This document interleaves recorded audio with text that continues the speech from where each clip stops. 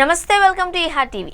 పహల్గామ్లోని పర్యాటకులపై ఉగ్రదాడికి భారత్ ఊహించని స్థాయిలో అన్నట్లుగా ప్రతీకారం తీర్చుకునే ప్రయత్నాలు మొదలుపెట్టింది.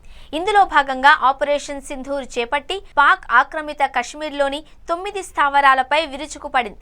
ఈ సందర్భంగా ఈ ఆపరేషన్పై కేంద్ర రక్షణ, విదేశాంగ శాఖ కీలక విషయాలు వెల్లడించింది. పహల్గామ్ ఉగ్రదాడికి ప్రతీకారంగా భారత సైన్యం ఆపరేషన్ సింధూర్ను చేపట్టింది. ఈ సమయంలో ఈ మెరుపు దాడులకు సంబంధించిన వివరాలను విదేశాంగ శాఖ కార్యదర్శి Vikram Misri, colonel Sofiya Qureshi, wing commander Vyomika Singh వివరించారు. ఈ సందర్భంగా ఈ దాడి 25 నిమిషాలలో పూర్తయినట్లు వెల్లడించారు. ఈ సందర్భంగా స్పందించిన కల్నల్ సోఫియా ఖురేషీ, వ్యోమికా సింగ్ నిఘా వర్గాల నుండొచ్చిన అత్యంత ఖచ్చితమైన సమాచారంతోనే ఈ దాడులు జరిపినట్లు తెలిపారు. ఇదే సమయంలో ఉగ్రవాదులు కసబ్, డేవిడ్ హెడ్లీకి శిక్షణ ఇచ్చిన శిబిరాలను ధ్వంసం చేసినట్లు చెప్పారు.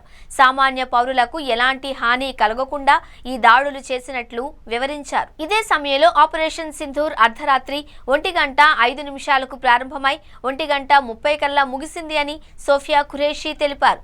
ఆ 25 నిమిషాల వ్యవధిలో 9 ఉగ్రవాద శిబిరాలను ధ్వంసం చేయడం జరిగింది అని తెలిపారు. ఈ ఆపరేషన్లో పాకిస్తాన్లోని టెర్రర్ ఇండక్షన్లతో పాటు ట్రైనింగ్ సెంటర్లను ధ్వంసం చేశామని వెల్లడించారు.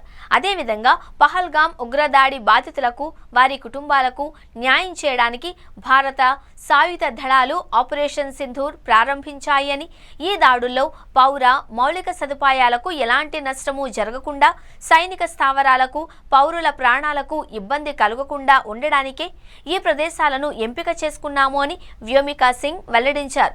ఈ సందర్భంగా పాకిస్తాన్ లోపల 12 నుండి 18 కిలోమీటర్ల దూరంలో ఉన్న సియాల్కోట్లోని మహ్మూద్ జోయా శిబిరంతో సహా ధ్వంసమైన పలు ఉగ్రవాద శిబిరాలను కల్నల్ సోఫియా ఖురేషీ చూపించేలా వీడియోలు ప్రదర్శించారు. కాగా ఓ పెద్ద సైనిక ఆపరేషన్ను దేశ చరిత్రలో తొలిసారిగా 2 మహిళా అధికారులు వివరించడం గమనార్హం. ఇదే సమయంలో పహల్గామ్ ఘటనలో 26 మందిని ఉగ్రవాదులు పొట్టనబెట్టుకున్నారు అని, జమ్మూ కాశ్మీర్లో పర్యాటక రంగం అభివృద్ధి చెందుతున్న వేళ దాన్ని అడ్డుకోవాలనే లక్ష్యంతో ఆ దాడికి పాల్పడ్డారు అని, మత ఘర్షణలను రెచ్చగొట్టే విధంగా మారణ హోమానికి పాల్పడ్డారు అని, ఆ ఉగ్రమూకలకు పాకిస్తాన్ అండగా నిలుస్తోంది అని విక్రమ్ మిశ్రీ అన్నారు.